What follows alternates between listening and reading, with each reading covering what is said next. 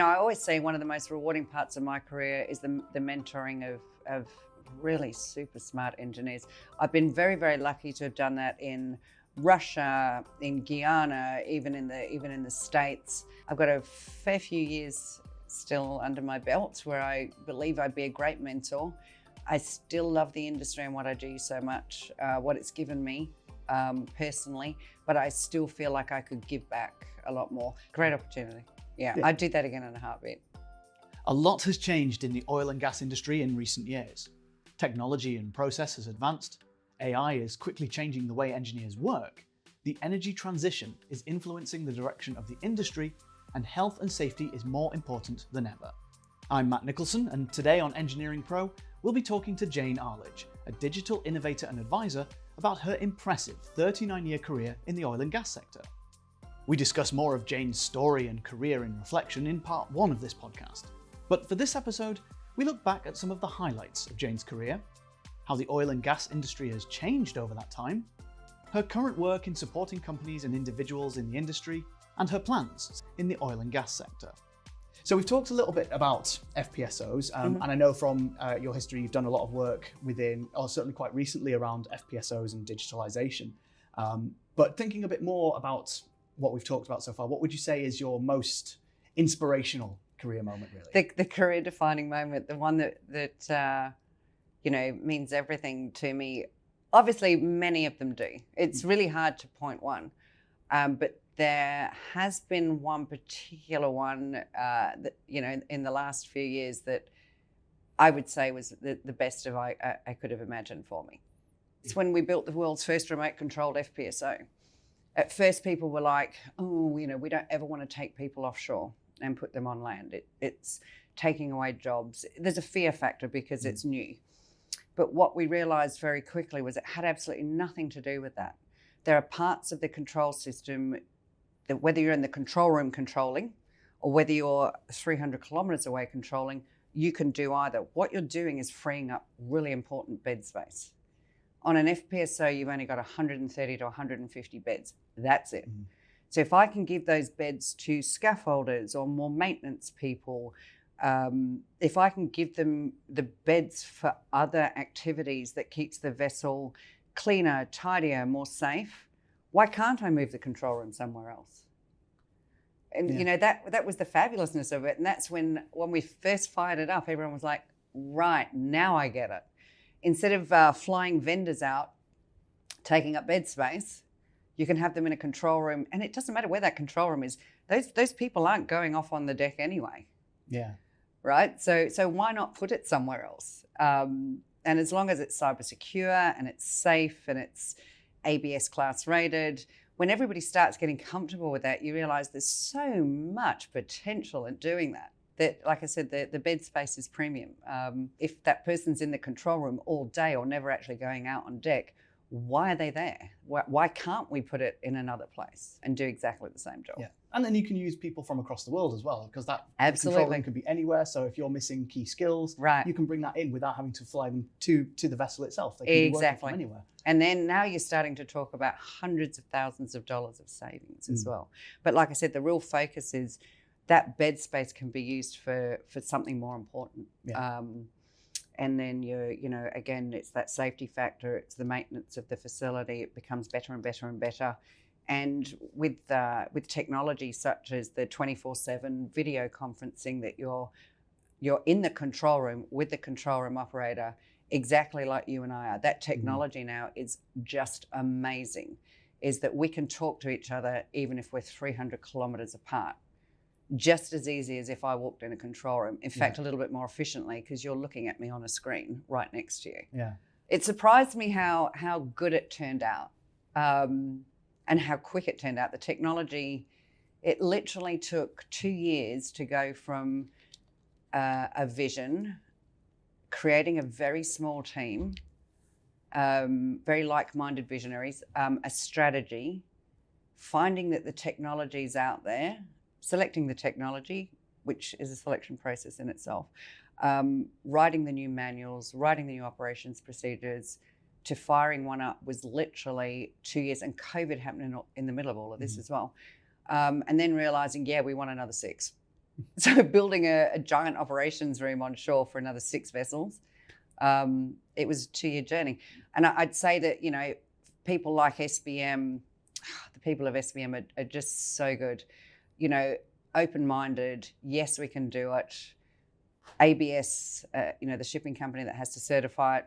Yep, we can do this. Let's do it. And then having ExxonMobil in the background as well as your number one supporter, that helped for sure. Yeah. Everybody wanted it. I think everybody wanted a client brave enough to say, yeah, we're going to do this. Yeah. And so, you know, being the overall technical lead of it, that was me. We're going to do this. Let's do it together. It was magic. Yeah, and it's a lot to expect a company to entrust a vessel worth millions and millions of pounds to new technology, new ideas. Right. So. And when we did the research, like we traveled through Europe, we found Barco and a really capable company in the Netherlands. And so we got comfortable with the equipment selection, and we said, so where else have you done this? And it was like, oh, you know, Schiphol Airport's done like this. London Heathrow is done like this. So when we started realizing that the oil and gas industry might have been a little bit, I would say, behind in that, you know, that perspective for all the right reasons. Hydrocarbons, you know, very dodgy, very dangerous. But they'd put it in front of air traffic control or the traffic control of Amsterdam. So all your lights, all your police, all the cameras, all using the same technology with a control room that's somewhere else. You got comfortable pretty quick. Yeah. But again, you know, there's the due diligence of, obviously, in oil and gas, there's a few more layers of protection that are in there. But I don't think any one of the team at any one moment said, no, it can't be done. Everybody just sat there and said, right, how are we going to do it? How are we going to make the dream come true? Yeah. And when you think about 2 years, I mean, you don't do much in 2 years on any given project. So to be able to do something like that was just, that will be my career-defining moment, for sure. Fantastic. Pretty big one. Yeah, The absolutely. world's first remote-controlled FPSO. Yeah, not a small one. Yeah, because when you're looking at 10, 15 years' time, when they potentially all become remote-controlled Right. for the same reasons, Right. it changes the entire industry. Yeah, So that's right. congratulations. It was good. But again, you know, you got to have that right team. And the SBM, you know, offshore, they're just masters of what they do. And, you know, they're the operations and maintenance and the owners of the FPSOs that in particular parts of the world we lease off them. But that's what they do. They're very good at what they do. So I think to have a client as open as we were, married up with a contractor as good as they are, you know, it was match made in heaven. Yeah, brilliant. Cool. So yeah, thinking about this next generation of engineers and how things have changed for them, and seeing how you've seen, you know, the technology. We've already talked about culture and safety and that sort of stuff, but just in general about the oil and gas industry, thinking about digitization as we've spoken about. Right. What's really changed, or what are the big changes that you've seen? You know, you look back at 30 plus years ago where you go to a facility and it was, you know, run predominantly on pneumatics. Each of the controllers was about 6 foot long, and it was levers, links, and papers and chart recorders. And the control room itself was very limited to what it could do. And then, of course, the microchip got invented. And then, of course, computers came along.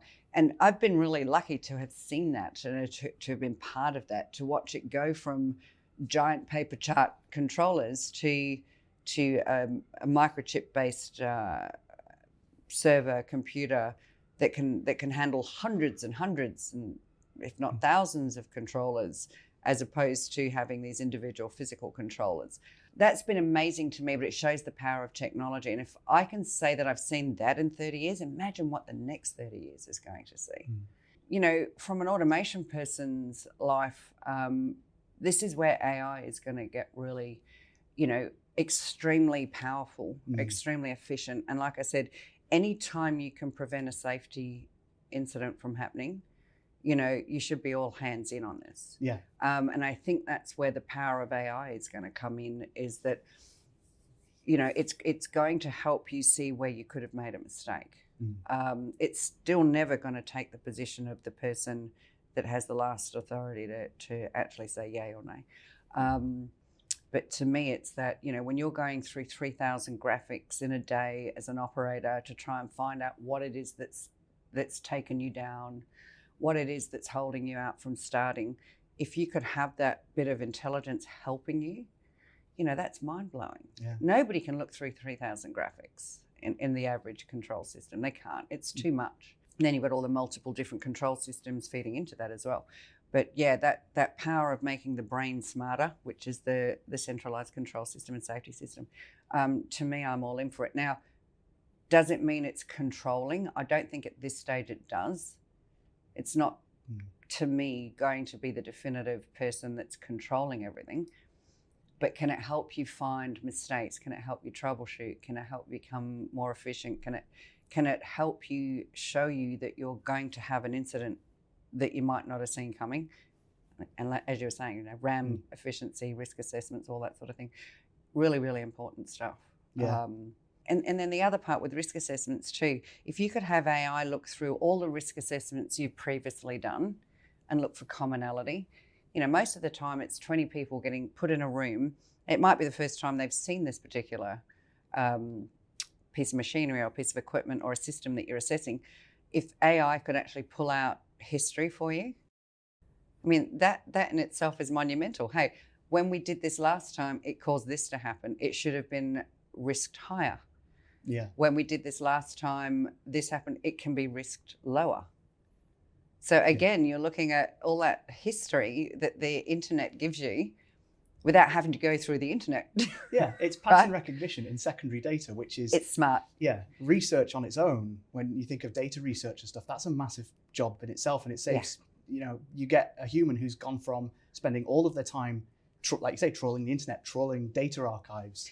Or just trawling ExxonMobil. I mean, when you think about where AI could be really powerful, it's looking at Chevron, ExxonMobil, Total.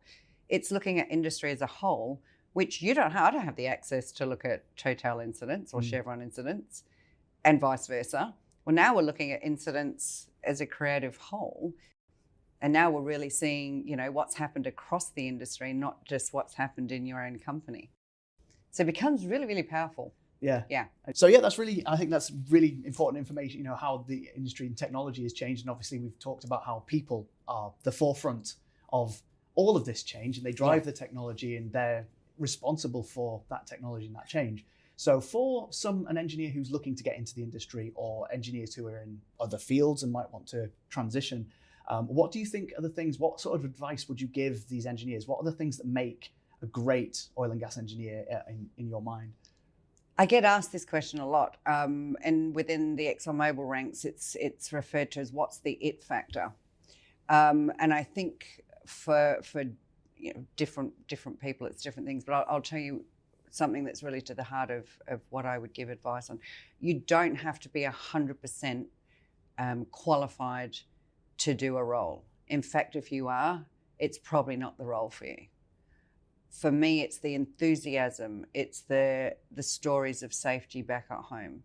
It's the stories of safety at work as well. But if you haven't had experience in the industry, think of where those moments of impact have affected your life, especially safety within your family, a personal story. I'd say enthusiasm for me is 60% of the job. I'd say that happiness is a big one. If you turn up every day happy and enthusiastic, the rest of it you're going to learn along the way. And I think that's a really, really important point to make, is that, even for myself, I told you 2 years ago I learned lean. And at my age, you'd still be saying to yourself, is there more to learn? There is so much more to learn. The company was putting me in positions where 60% of it I knew, but 40% of it I didn't. That's called a career opportunity. And you're always going to get those career opportunities. So don't be frightened to take that next big step.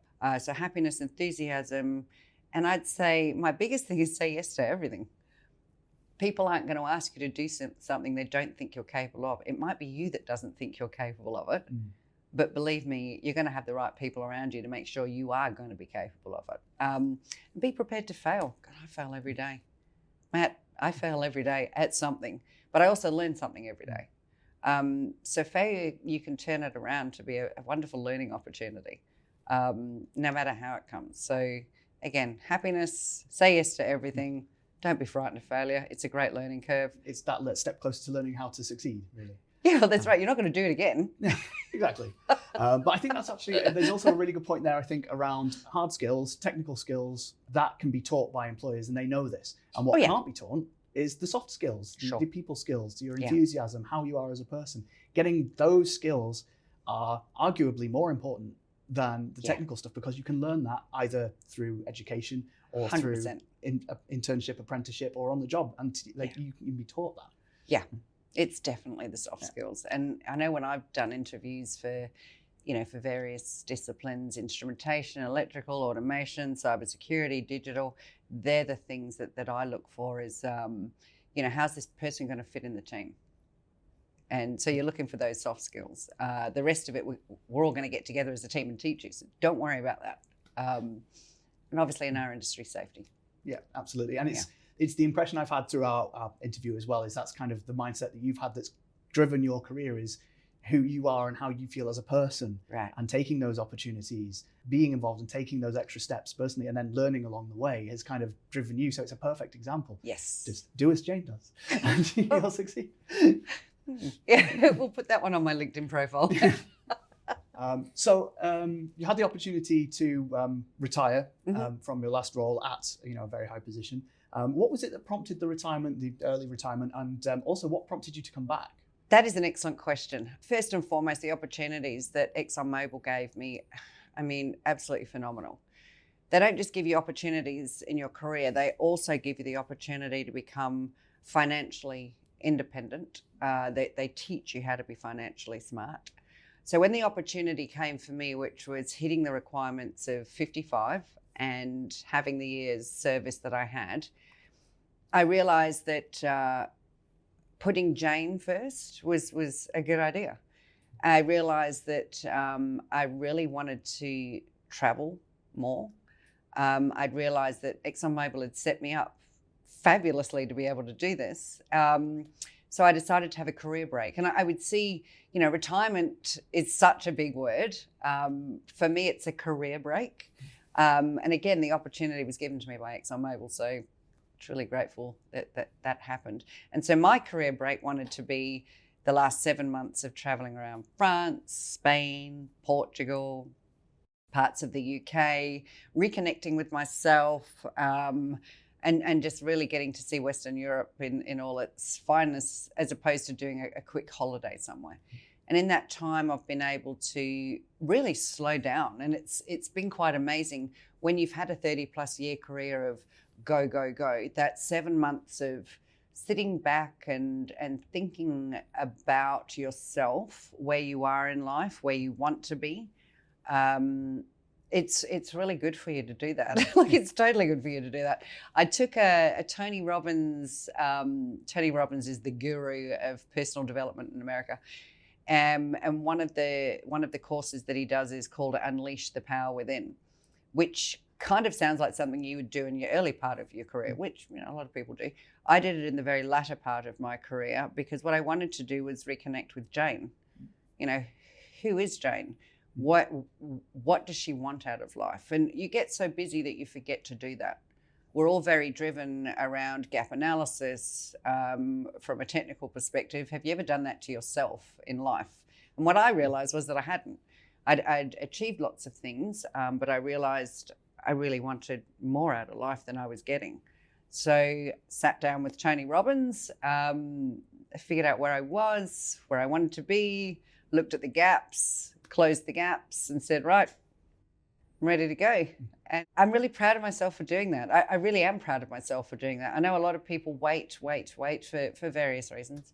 I'm glad I didn't, because I've had the most amazing 7 months you could possibly have. What's prompted me to come back at my age, given my bottles of enthusiasm, as my managers used to call it, I think I'm ready to give back. I'm not ready to stop. I've got a fair few years still under my belt where I believe I'd be a great mentor. I still love the industry and what I do so much, what it's given me personally, but I still feel like I could give back a lot more. we're always constantly learning. Just before I left the last couple of years, I became a lean practitioner. Lean is fairly new to oil and gas industry, but it's a great set of tools, visualization tools to help you understand the parts of the company where you might have waste and how to eliminate it. It really empowers people. That was a great certification that I did like a couple of years ago, like I was saying. So if you think you stop learning, no, you don't. The other part to it is very early on in my life, I studied French. It keeps coming back into my life. So I'm very happy at the moment to be studying French again. And I think technically between French and lean and what I've got to give back to the energy sector, it's where I should be. So I'm coming back. Yeah, fantastic. And I think, yeah, like you say, it's after a career in the job and learning and gathering the experience and being one of these people that ultimately would have been mentored and supported by the people above you. Yeah. And you got to that opportunity where you've now got to the top of that career, and now you can kind of take stock of yourself and look after yourself and figure out where you want to be in the world, where you want to live, the other things that you want to do in life, and readdress that balance. But then still, again, kind of flip and say, right now you're in a great opportunity to mentor the next generation with all of that great information. I want to say the most rewarding part of my career, we talked about this technically, what were the big highlights? You know, I always say one of the most rewarding parts of my career is the mentoring of really super smart engineers. I've been very, very lucky to have done that in Russia, in Guyana, even in the States. I didn't have children, and I figure that as close as I'm ever going to have them is probably mentoring a young engineer. So I put a lot of pride behind that. But watching these smart engineers get so much smarter than I ever was at that age so quickly, it's super, super rewarding, and they become yours. I've been lucky to have, you know, the ones that I've had, they are my kids, and watching them turn out perfect, which all of them absolutely have, I can only relate to it how a parent would feel with a child. Literally all of the engineers that I've been given the opportunity to mentor are great friends of mine still. They've all turned out perfect. A parent's dream. But having that opportunity, again with ExxonMobil, to be able to do that, to influence a person's life positively, especially in some of these harder to staff locations, West Africa, Russia, Guyana, you're bringing that wealth of information and you're really helping people's careers just go boom. I mean, who doesn't want to do that? Yeah. Great opportunity. Yeah, I'd do that again in a heartbeat. As you said right at the start, retirement is the wrong word for all of that. It's a career break. Yeah, it's a reassessment, and then the next logical stage, and of mastery essentially, and then taking an opportunity to teach and mentor and look after the next generation, which I think is fantastic. Jayne chapter 2. Exactly. Yeah. Really good information. So just taking kind of the last little part that we've got now, for the last little bit of time we've got today, what are your plans for the future of your career now? So obviously returning, chapter 2 of Jayne. After the really nice opportunity to have the break, it's been wonderful. And again, you know, really observing myself as a person wanting to give back, mentoring others. The French language is important to me. I really like to get to, you know, business savvy speaking French, which I think I can pretty quickly, according to all my teachers. And then giving back into the industry, as we spoke about. That time to reflect has, you know, really made me realize, yes, I can do what I'm still doing. I can be, you know, of benefit to a global major in this latter part of my career, and I'm really proud of that. So I definitely feel that that's the best move for Jayne. Yeah. Fantastic. And then thinking more specifically as part of that, you've come to our team at NES Furcroft. A side question, actually, did you come to NES Furcroft or did they approach you? That's another really great question. So towards the end of my career, I was in Houston campus, ExxonMobil headquarters, and met the NES team that helps the Americas. And so we were working on the Mozambique project, very, very early phases, and the NES team in the United States wanted to do a couple of presentations to the team I was part of, which was new operations for Mozambique. So I helped that connection happen. And then as I realized my next steps were going to be Europe, and that Mozambique project teams were going to be located in Europe, I was connected with Alex McMahon and Johnny Mulligan here in the UK as to could some of those skill sets be brought through NES. So I was able to see really quickly the global footprint that NES has. And I've got to tell you, I was really impressed. And the pattern was, it was in all the countries that I'd worked in. So I was able to see really quickly the footprint side of it. And then I was really impressed at how they do the due diligence of the people. With ExxonMobil, very much the same. We're a candidate-driven company that really does the checks and balances. And I was really impressed at how NES did it. So when it came to wanting to come back, I thought you guys would be the best people to look after me, bring me back. So that's why I'm here. I feel like I'm in capable hands. I feel like I'm in safe hands, full of integrity, full of honesty. I'm learning a lot about what you do as a company, but again, I'm very impressed with the people I've met so far. So I think I'm in a good spot to come back. Fantastic. And it's great to have obviously your experience and your understanding, and I think our teams can learn a lot from you as well. And I think that's one of the great things about the relationships that our recruitment team and our support teams build with our contractors. They're not just people on pages, that's human element again, which is what it comes back to, and it's it builds everyone and improves the industries we work in. It's a very positive company. You can get the word contractors always kind of gave me a bit of a shiver. It's more of a relationship supplier type of company, and I'll tell you, every moment that I've been around NES people has been very, very positive. And you're not talking about numbers for people. You're talking about connecting the right people to the right clients for the right position. And I really like that. I really like the way that you have that mindset. And again, you're doing your due diligence on the people. You've done it on me. But yeah, Matt, thanks for the opportunity to be able to sit down and talk about women in industry, to just talk about Jayne. I totally appreciate it. No, thank you very much for joining us today on our podcast and talking about your career. I think there's a lot of really good information for graduates, for people who are already in industry, and how they can get more information. One of the last things I did want to ask is if we do have watchers and listeners who would like more information, if they reach out to you on LinkedIn with any kind of questions, because 100%, you can kind of help. Yes, all day, every day. Fantastic. Yep. So Jayne Arlidge, thank you very much for joining us on our podcast. Thank you very much, today. Matt. Thank you. Thank you. This has been Engineering Pro.